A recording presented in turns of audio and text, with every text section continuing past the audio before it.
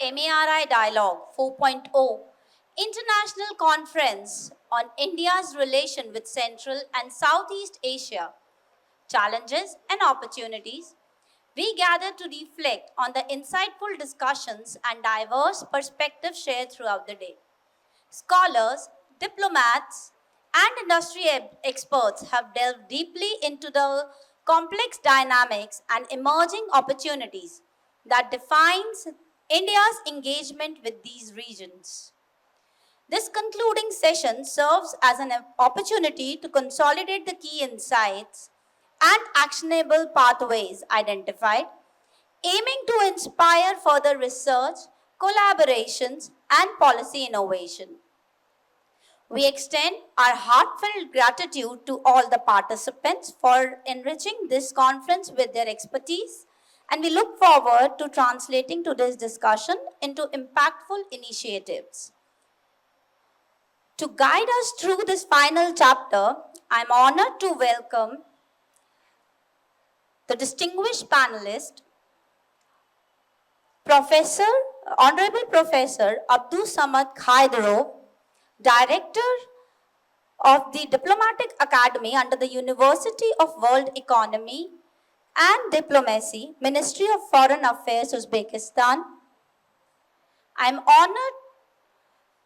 honored to welcome Ambassador Gitesh Sarma, former Secretary, West, Ministry of External Affairs, Government of India. I would request Professor Sanjay Kumar Pandey, Center for Russia and Central Asia Studies, School of International Studies, JNU, to please come on the dais. I would request Professor Badur Alam, sir, former Director of Research and former Head of Department of Political Science, to please come on the dais. I would request His Excellency Iqbal Sohail, Sir, Counselor, Embassy of Uzbekistan, to please come on the dais. I would like to invite Professor Dr. Rakesh Khurana, Sir, Advisor, MERI Group of Institutions, to please come on the stage and occupy his seat. Last, I would like to invite Sri Rajesh Mehta, Sir, SG University International Foundation, to please come on the dais. I would like all the panelists to please start the discussion. I would like Professor Abdul Samad Khaidro, sir, to please start the discussion. I would like Ambassador Gitesh Sarma, sir, to please start the discussion. Good evening to you. I hope I'm audible, and I really enjoy meeting young colleagues from universities and colleges, and you're absolutely free to sleep, to listen to your mobile phone or watch your mobile, but you will benefit tremendously by listening about Central Asia and Southeast Asia. I think this session will give you such insights that will set you for life. So it's up to you. So I have great pleasure really in seeing such young people who fill us with energy. Now, when we talk about international relations, we always talk in terms of maps, and we spend a lot of time looking at a map and absorbing the distances, the angles, the connections, the boundaries. That really sets us going. And if you look at the map, look at India, right in the center in this particular map. And how far is Central Asia from here? Have you ever thought of the distances? The flying time from Delhi to Tashkent, where some of our colleagues are, is not more than 2.5 hours. You could fly to Trivandrum in that much time. So it is really a territory, a kind of region which is very, very close to India. For centuries, we were a common region. Influences, people, goods, they travel freely back and forth from India to Central Asia and back. Today, when you talk about Central Asia, it's not only from the mind, it's from the heart. that we are like brothers or like cousins. If you have ever seen your cousin or brother after many years, you will find that we are roughly similar, but in a few years, a lot would have changed also. That change also we must respect. But at the same time, there are such common elements which surprise us. So Central Asia has 5 countries, but each one of them has a unique characteristic, and each one of them has a unique connection to India. Today, Central Asia is separated from India by a very difficult region. You know that. Let's be open. That for centuries, India had more or less a contiguous border with Central Asia. If you see the campaigns of Amir Temur, he actually, when he went back, he took elephants from here. People came on horseback from Central Asia. So this is a kind of region which is, we should be taking interest in Central Asia. You feel you're meeting your brothers, you feel you're meeting your family today when you go to Central Asia. So I strongly encourage you to feel Central Asia while you're trying to understand Central Asia. So that is the broad message. Southeast Asia is not my forte, but culturally, Southeast Asia is also similar, that we have had long period of connections, and we have been together over centuries. You find our religion, our food, the temples, architecture. There is so much in common with Southeast Asia also, which has been lost. One reason might be, if why, if we were so close, why we don't know each other so much today. It's possible because when the British came to India, and when the Russians perhaps came to Central Asia, and walls came up where there were no walls before.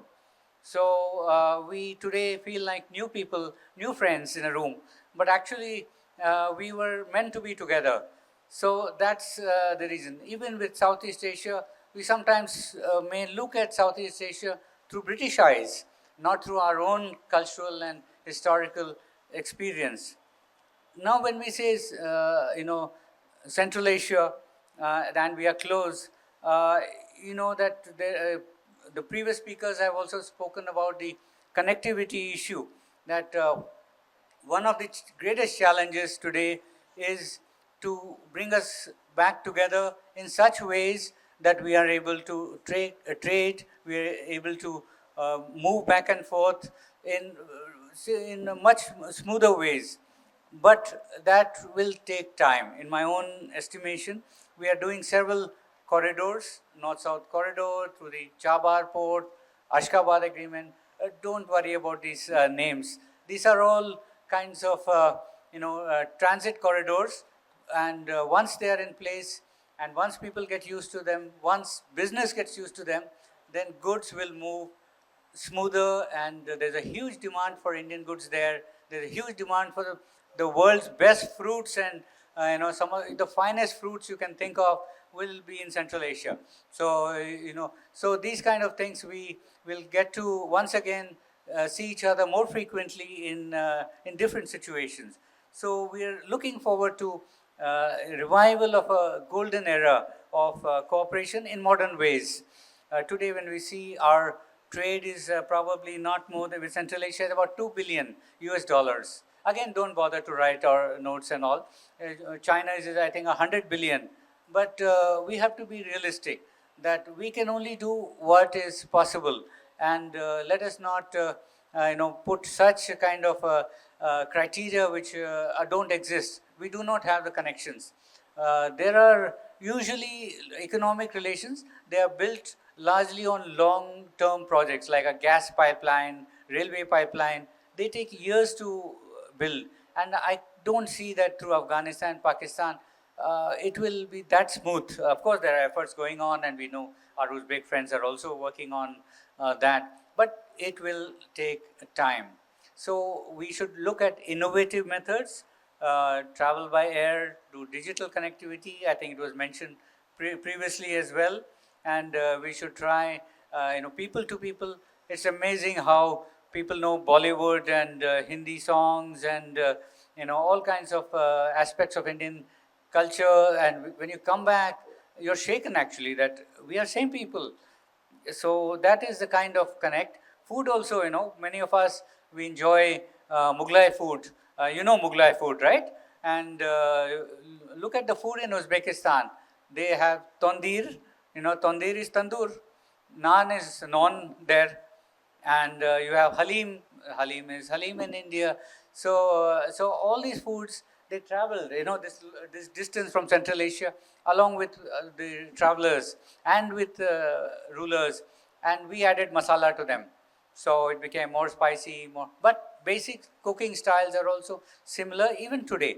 So that's the kind of connect, that's the kind of basis, that's the kind of heritage that we have. And there is a tremendous warmth when you meet a Central Asian, you hold hands, the electricity going through, because you are a long lost brother. It's like that, nothing else. So once again, I would say that we must feel Central Asia, as much as we must understand Central Asia.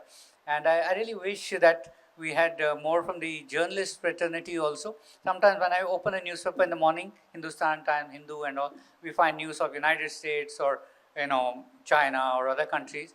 But what is happening in Uzbekistan, or what is happening in Turkmenistan? Did something interesting happen the other day?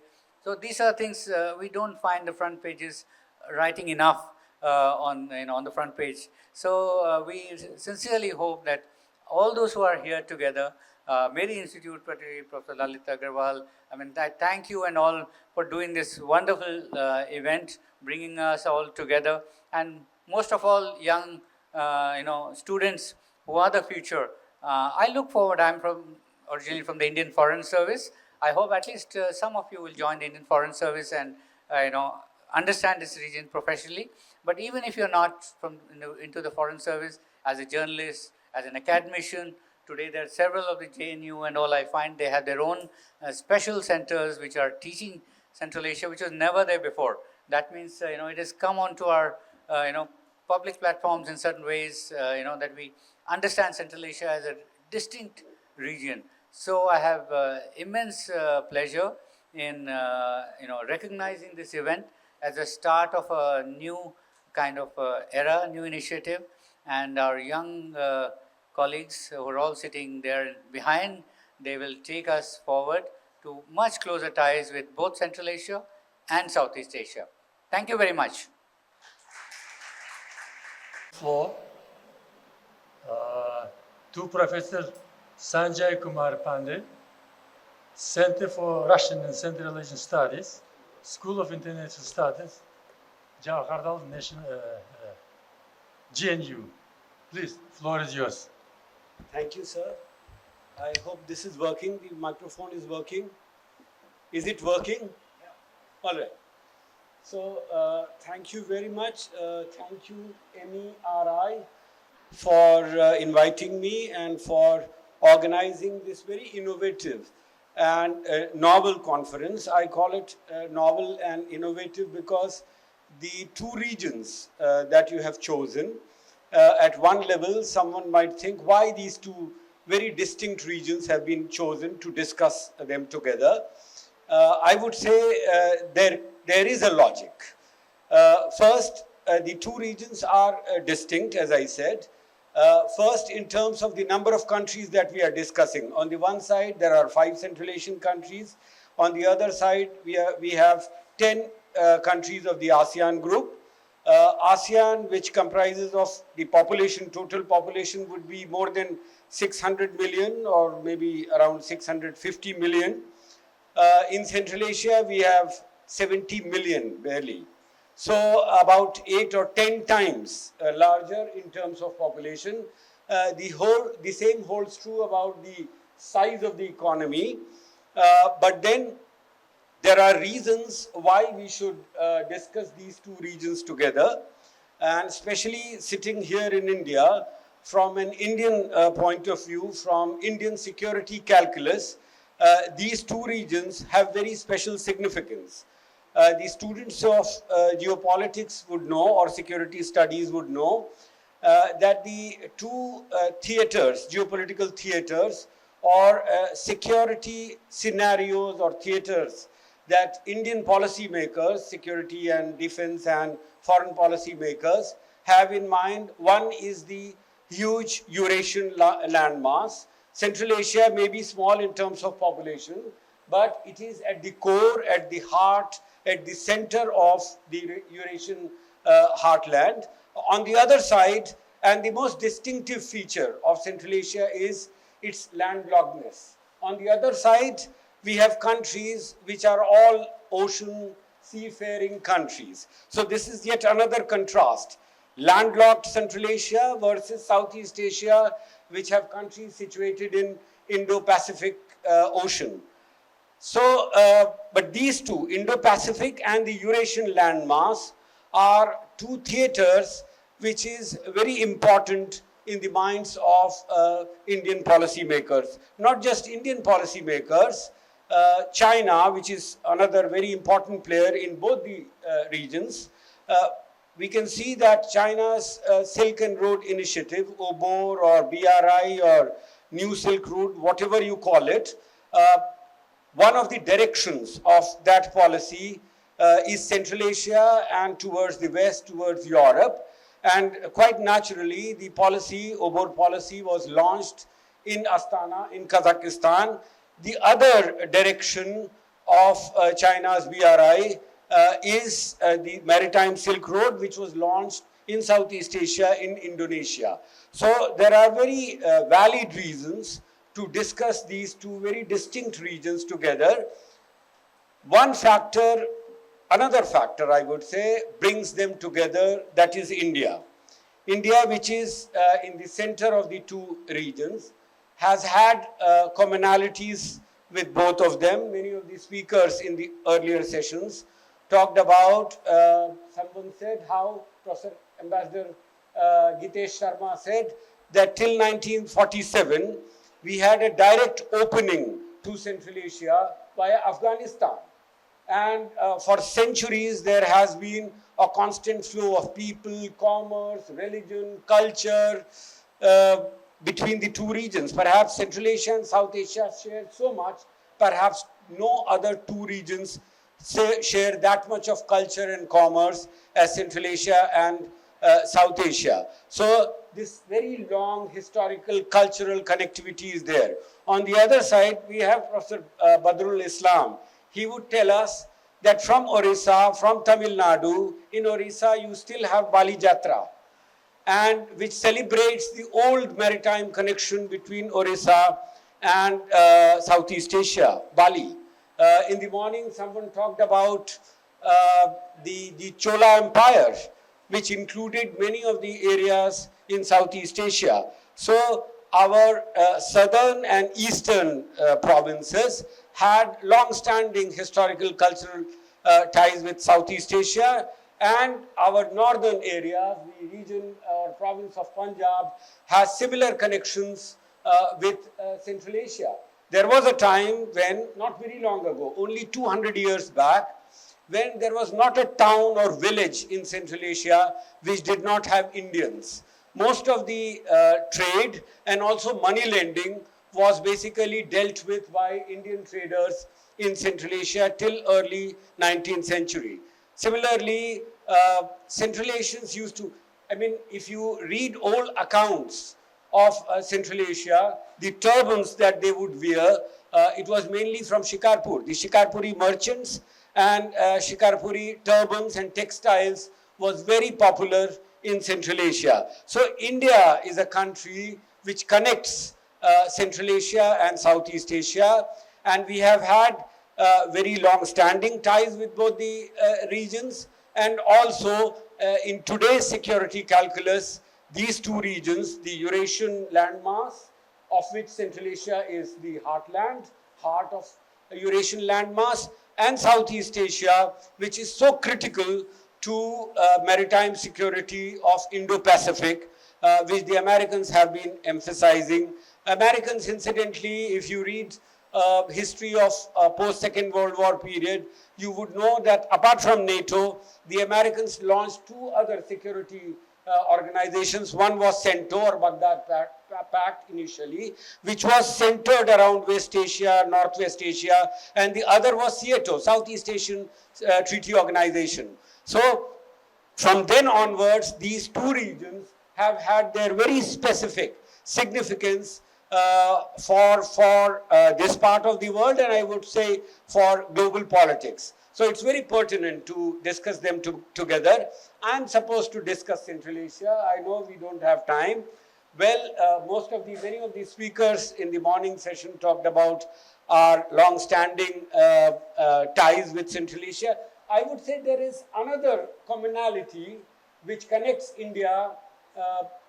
One of the problem, I won't say problem area, but one of the challenges that India, South Asia, India, Central Asia connections face is AFPAC region or Afghanistan. Afghanistan is considered a security challenge both by the Central Asians as well as by India. Similarly, on the other side, if you see, there is Myanmar, which has its own very specific challenges and which basically is very critical if India has to. In the morning, Professor Shankari Sudharaman talked about the connection via Northeast India through Myanmar, through Thailand to Southeast Asia. In that, Myanmar, which has a very difficult security scenario, posits a challenge. Similarly, on the northwestern side, in our connections and ties with Central Asia and with West Asia, Northwest Asia, Afghanistan is a challenge. Both are opportunities, both are challenges. So here again, there is something which Indian policymakers have. There is a similarity in the type of challenge that they face in the northwestern part and in the southeastern part of the country. About Central Asia, just 1 or 2 minutes. Our ties and when it comes to our security and political ties with Central Asia, again, Afghanistan is one, terrorism is another, extremism, these in the morning were mentioned as common challenges that India and Central Asia face.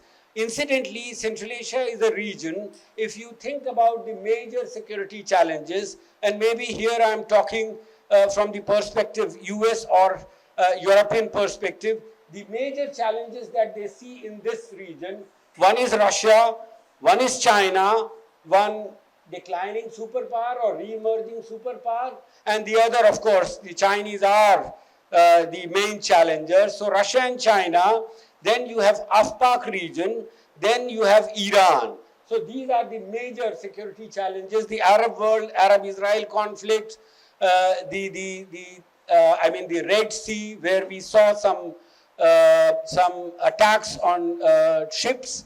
So all these abut Central Asia. Central Asia is located just as at the juncture and fulcrum of these very challenging security areas all around them.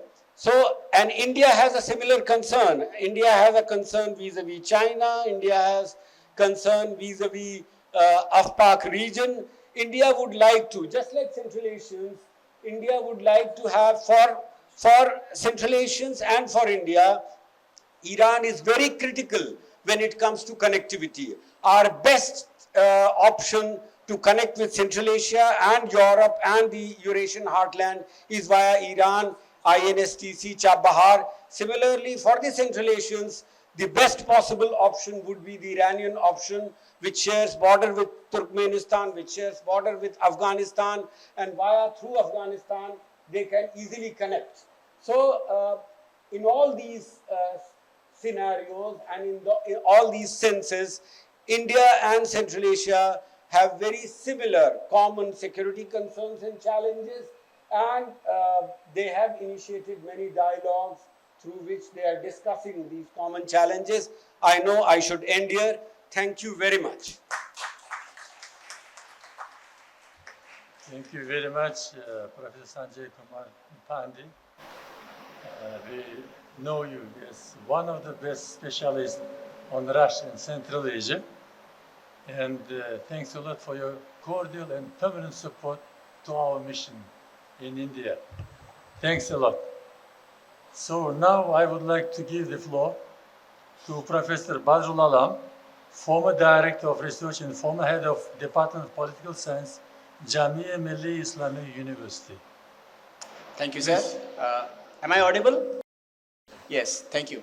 A warm good afternoon to everybody in the MERI group, particularly the organizers who organized this particular very important conference on Central Asia and Southeast Asia. I would like to compliment each one of you. You did a superb job. I have never been to this campus before. This is my first time here and I am really impressed, particularly with the level of cordiality, with camaraderie, and particularly the interactions between the students, among the students and the faculty, etc. So thank you very much for inviting me. I will make my presentation very short and crisp.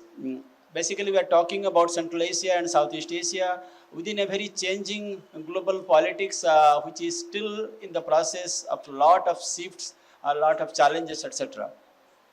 So I think, first of all, because we are both students and also kind of teachers and practitioners of international politics, international relations, global politics, I would like to posit or contextualize within the context of how India takes the foreign policy decision making towards Southeast Asia, towards Central Asia, toward other forays and toward other vistas.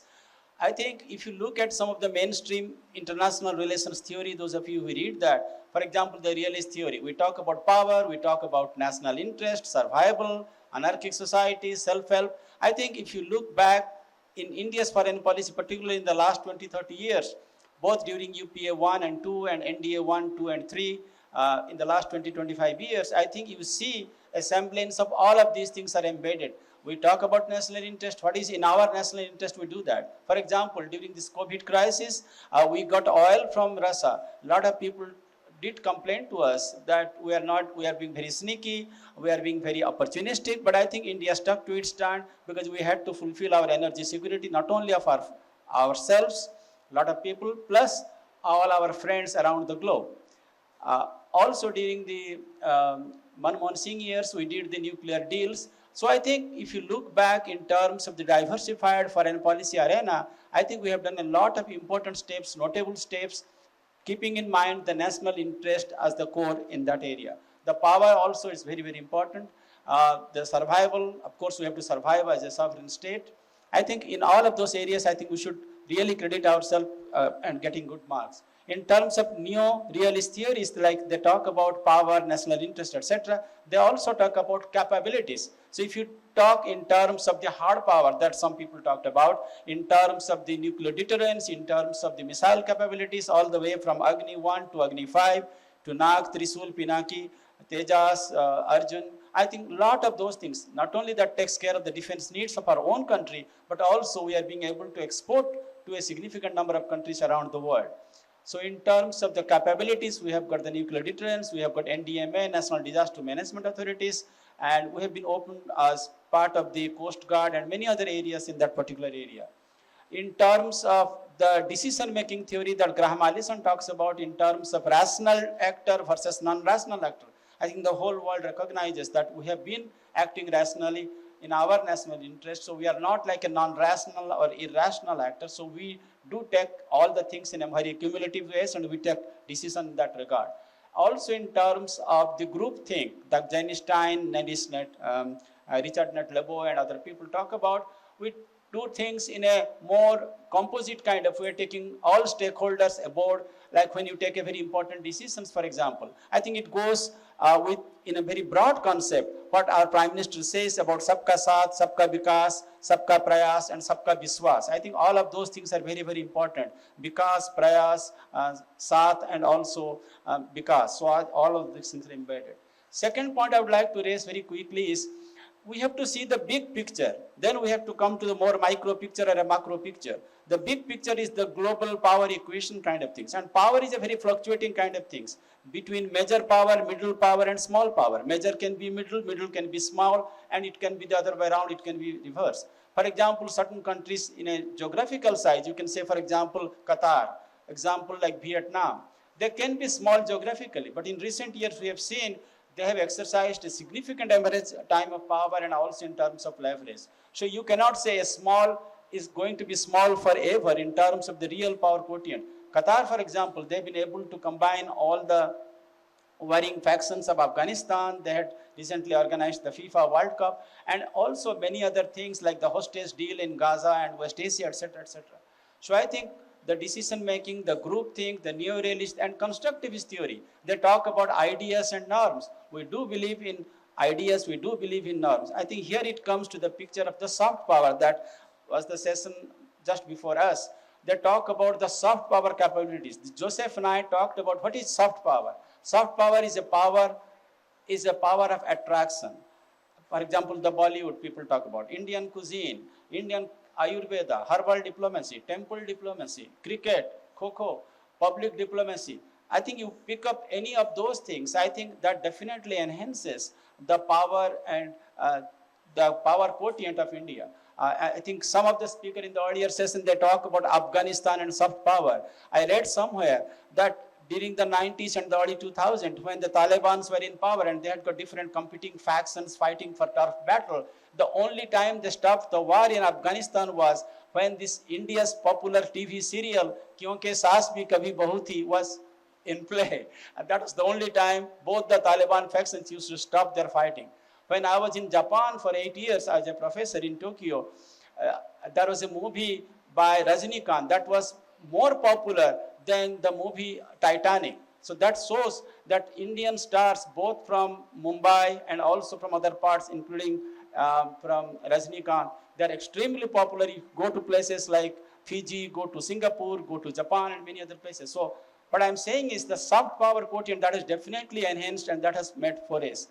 India's diplomacy in terms of, we started with bilateralism, we are sticking to it. We also talk about multilateralism, whether it is Quad, whether it is SAARC, whether it is ASEAN, and many other things. We are part of the BRICS, we are part of the SCO, Shanghai Cooperation Organizations.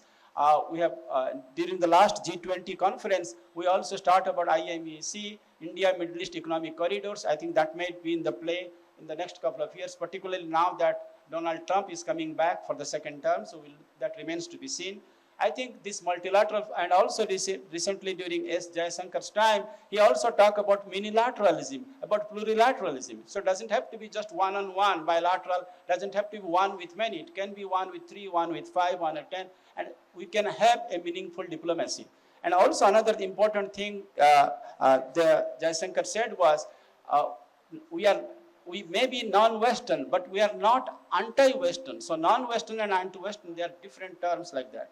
So I think, let me just conclude in a few seconds, that in terms of the global fluctuation, we are going through a profound transition in terms of climate change, in terms of the things that are happening in South China Sea, in Hong Kong, in Taiwan, in Middle East, in Gaza, in Lebanon, in Ukraine.